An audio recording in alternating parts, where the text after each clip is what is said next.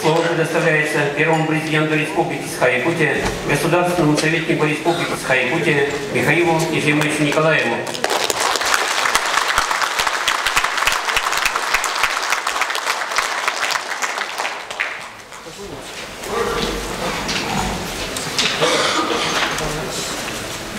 Уважаемый высокий съезд, уважаемый президент Сергеевич, уважаемый Владимир Викторович, дорогие друзья.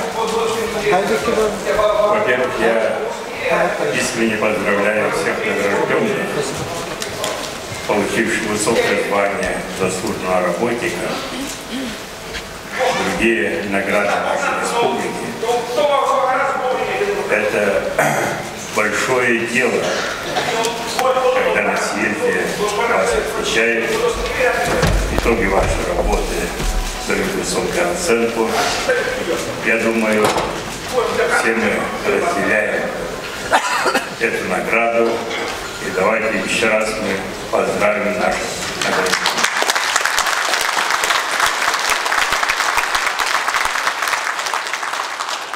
Завершается целая неделя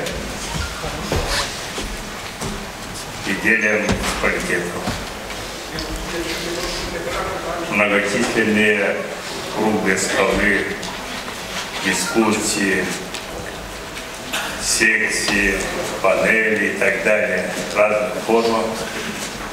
Мы практически все были участниками и свои взгляды, свои видения на этих мероприятиях высказались. Я полностью поддерживаю выступление Алексея Сергеевича, который крупными мазками отметил наиболее болевые точки, которые надо сконцентрировать внимание после нашего съезда. Но по праву старшинства я хотел бы пожелать вот на какие еще вопросы. Первое и главное, все наши помыслы реализуются людьми. А в этом вопросе ведущая роль на всех уровнях играет руководитель. Поэтому нам надо всячески укреплять исполнительскую дисциплину и повысить эффективность управленческой деятельности. Я не буду расшифровать, потому что это истина всем знакома. Вы все знаете, но бывают сбои, которые имеют последствия выполнения нашей мечты. Поэтому как никогда сегодня стоит на первом плане строгая исполнительная дисциплина, эффективность управленческой работы. Второе. Сила любой власти, будь это муниципальной, публичной власти, будь это государственной власти, это сплоченности людей. На всех уровнях должна быть единая команда. Эта команда создается снизу, на уровне муниципалитетов. Когда мы сплочены, любые трудности мы преодолеваем. Наглядно показывает вся история нашей республики, нашего народа. И не случайно у нашего народа есть хорошая поговорка: сила народа равно силе стихии.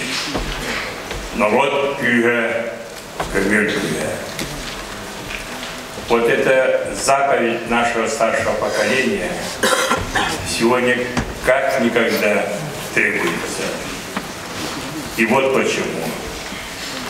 Вы новое поколение управленческие кадры, переводите страну, Россию, республику нашу совершенно на новую плоскость. Экономика переводится на цифровую. Появляются IT-технологии, IT-индустрии. Закладывается уже основа умных городов, умных сел, умных производств и так далее. Это ранее невиданное. И мое поколение, и поколение ваших отцов вообще представления не имели, что это значит. Даже в лексиконе таких слов-то не было. А вы, сегодняшнее поколение управленцев, переводите наш народ, нашу экономику совершенно на другую плоскость. Говорят, что каменный век кончился не из-за того, что камни закончились на земле, а пришла новая технология, которая поднимала человечество на совершенно иную ступень своего развития. Вот так же пришла новая формация, которая требует исключительной компетентности, ума и знания. Если раньше говорили, лишь бы была сила, а ума не надо, а сегодня наоборот. Сегодня сила ума двигает нашу жизнь вперед, внедряя новые технологии и создавая новые технологии. Руководство республики сегодня ставит совершенно иные задачи. Изданы основополагающие указы.